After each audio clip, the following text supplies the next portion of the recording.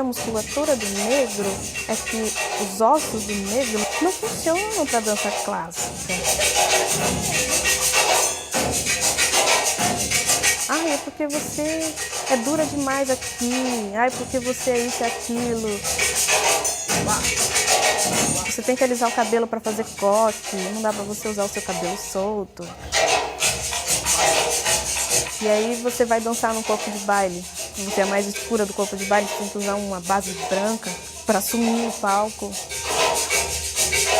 É difícil.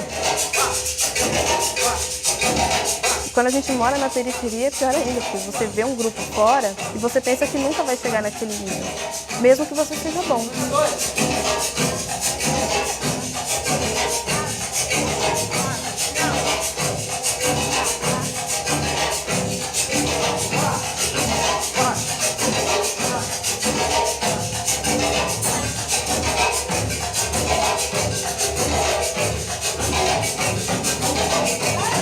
Você pensa assim, na periferia a maioria é negro, não sei o que lá.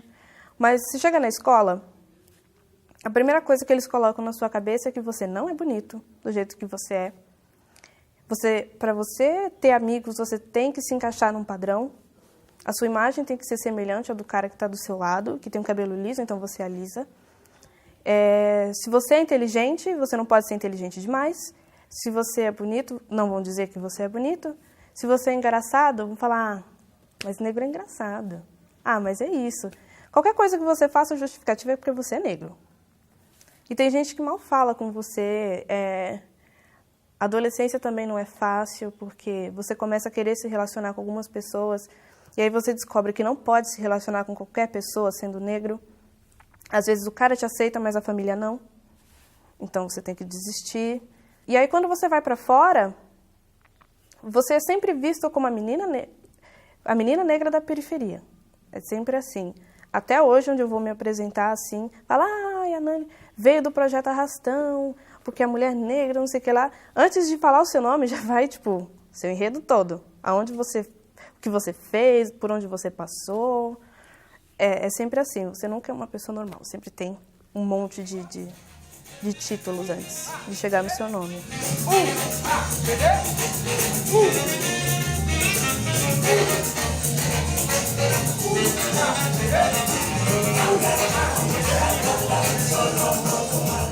A gente está condicionado a pensar que nunca vai chegar em lugar nenhum. Por isso que às vezes eu sou até um pouco dura quando eu falo com algumas pessoas sobre preconceito, quando eu falo com algumas pessoas sobre periferia, quando eu falo, você não entende o que eu estou falando?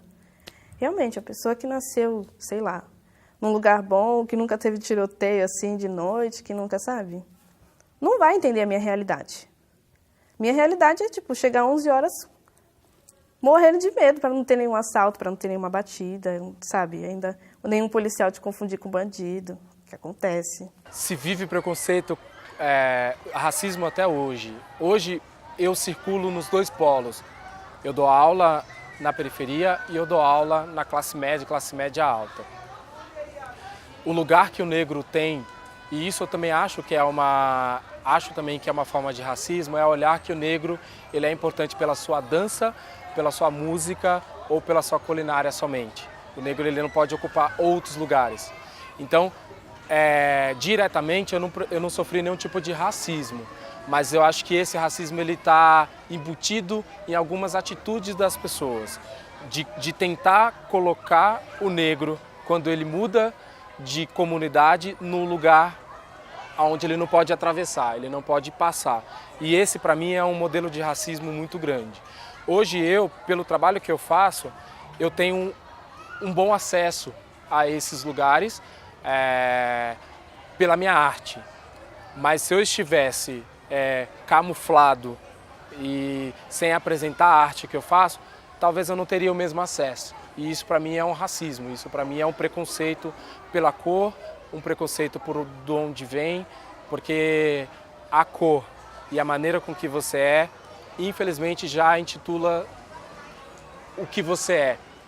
E isso em alguns lugares não é aceitado, não é aceitável, né? Então isso para mim é uma maneira de racismo que eu vivencio regularmente.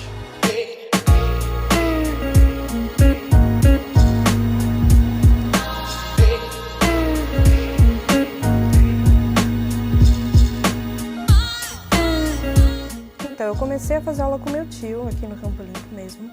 E como eu era sobrinha dele, eu não pagava, né, as aulas. Um tempo depois, eu entrei também numa aula de dança do ventre, também como bolsista aqui no Campo Limpo. Era uma aula que estava começando e tal, e aí me chamaram para fazer. Quando eu fiz, acho que 15 anos, eu fui para o Projeto Arrastão. Na verdade, eu nem sabia que era o Projeto Arrastão. Eu entrei com a minha prima, porque a gente queria fazer alguma coisa da vida, à tarde não tinha. O Projeto Arrastão, como história, é uma organização que existe há 46 anos, fomentando e trabalhando através da necessidade da comunidade. Por dia, passam aqui mais de 1.500 pessoas que estudam aqui, que fazem as atividades aqui regulares, que se alimentam aqui, que passam por essa organização. E o Arrastão tem essa missão, a missão de não dar o peixe, e sim ensinar a pescar. Então o Arrastão ele tem esse caráter do ensinar a ramificar a educação social. Quando eu estava na escola, eu queria me encaixar num padrão, por mais que, sei lá, eu soubesse que eu era diferente, eu queria me encaixar naquele padrão. Então eu alisava o cabelo, fazia maquiagem, assim, imitando o que eu via, porque eu tinha certeza que, sei lá, o padrão de beleza da minha escola não era o que eu era, sabe? Eu nunca seria uma das alunas bonitas, né? Mas, no máximo, eu poderia ser engraçada. Então eu comecei a ser diferente. Mas esse diferente nas roupas, só que o meu cabelo, minha maquiagem era sempre imitando alguma coisa para encaixar nesse padrão. Quando eu entrei no Projeto Arrastão, uma das primeiras coisas que eu vi foi uma professora minha de pele clara, com cabelo black, assim. Ela tinha assumido as raízes dela, eu achei aquilo bacana. E aí as pessoas que vinham de fora para ver o nosso grupo, para visitar os alunos e tal, eles assumiam a identidade, eles eram o que eles eram e eles mantinham aquela raiz, né? Mantinham aquela identidade. E aí eu comecei a buscar isso também. Eu comecei a trançar o cabelo, coisa que eu não fazia antes. Comecei a dar tempos maiores entre um alisamento e outro, até eu chegar ao ponto de não alisar mais. Comecei a buscar mais referências assim, das roupas que eu gostava, comecei a pesquisar mais sobre outros exemplos de pessoas que me representassem, que chegassem perto da minha imagem e tal.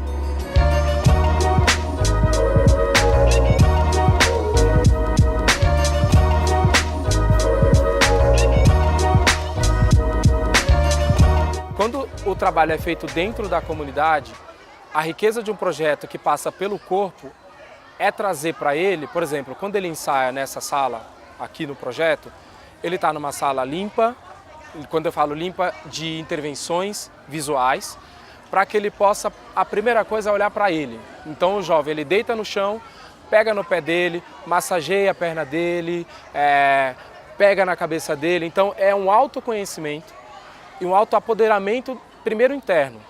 Hoje em dia a gente está falando muito dessa apoderação do negro, da força, e às vezes eu sinto que é muito feito somente pela força externa. Eu vou aqui, coloco os meus 2 pés e falo que eu sou negro, eu sou da periferia, você tem que me respeitar. Eu acho que isso está certo, mas antes disso tem o processo interno. E esse processo interno eu acredito que vem pelo corpo. Primeiro, eu me entendo. Todo jovem passa por uma dificuldade de transformação da vida do adolescente para a vida adulta. Isso é o jovem da periferia, isso é o jovem da classe média. Todo jovem passa por uma questão do que ele vai ser na vida dele. E quando o jovem está na periferia e é negro, isso aumenta porque ele não tem referências. E o fato de não ter referência dificulta muito mais. Então, o que é construído através do corpo é a base sólida para ele pensar, bom, através do meu corpo eu luto contra os meus desafios, eu derrubo os muros que vêm pela frente, eu me entendo como um indivíduo nessa sociedade, nesse lugar, e aí eu vou para a rua. E aí sim eu coloco os 2 pés no chão e falo, eu sou negro, eu sou da periferia e eu quero alcançar aquele objetivo. Esse método de reeducação do movimento que eu aprendi no Arrastão é dança, mas também tem fisioterapia. E para você fazer exercícios de fisioterapia, você não pode ter medo do corpo do outro. E aí eu me permiti, assim, deixei que as pessoas me tocassem, me permiti tocar em outras pessoas respeitosamente. Eu aprendi um novo jeito de me relacionar com o corpo. Respeito os limites do meu corpo. Porque quando eu estava no clássico, era sempre aquela coisa de ultrapassar limite e fazer uma coisa que era normal, assim. Que talvez no meu corpo não se encaixasse, mas eu queria porque queria que se encaixasse. E aí, de repente, eu aprendi que tem umas coisas que eu faço melhor, outras não. E resolvi dizer quais eram os meus limites. Em alongamento, em aula, em espetáculo. Então, tive uma noção maior, assim, dos meus limites. Vem cá, gente, rapidinho. Deixa eu apresentar para vocês a Mari.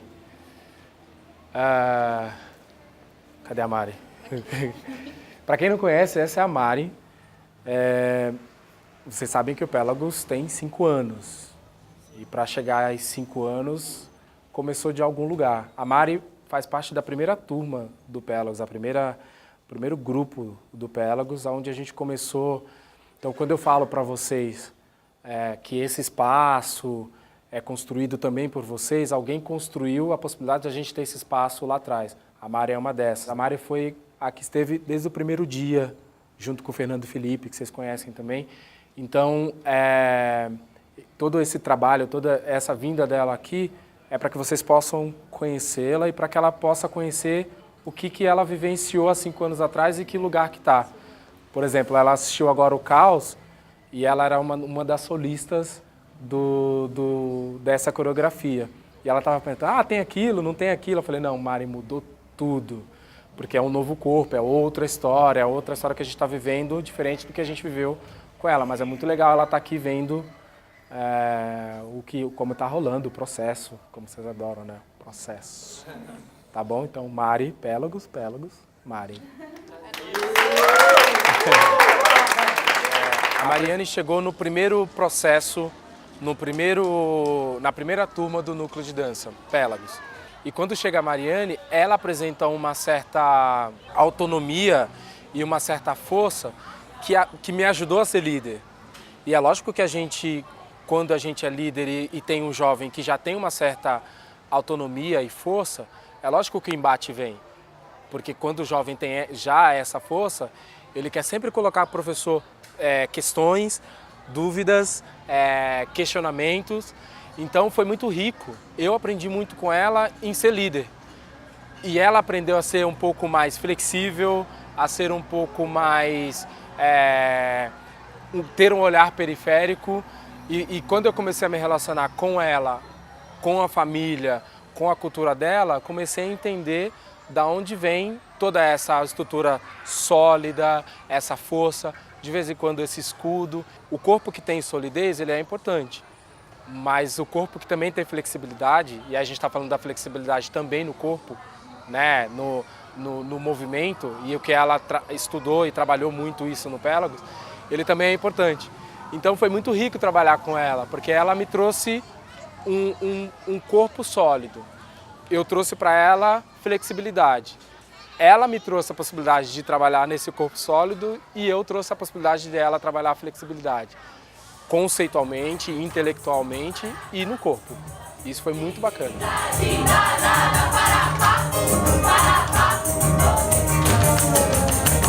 Bom, o meu passado foi uma busca incessante por identidade, por não ter muita representatividade, assim, de pessoas de sucesso, da minha cor, vindo da onde eu vim. O meu presente, eu estou buscando ser esse exemplo, assim como as pessoas que eu conheci no meu caminho.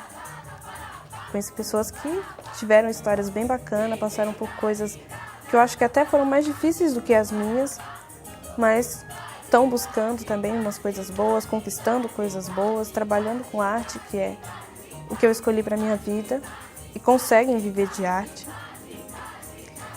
E o meu futuro é esse, conseguir manter as coisas que eu prometi há um tempo atrás que eu ia fazer. Meu futuro é trabalhar com arte, é devolver as coisas que eu aprendi e continuar fazendo meus espetáculos, né? Acho que é isso, continuar trabalhando.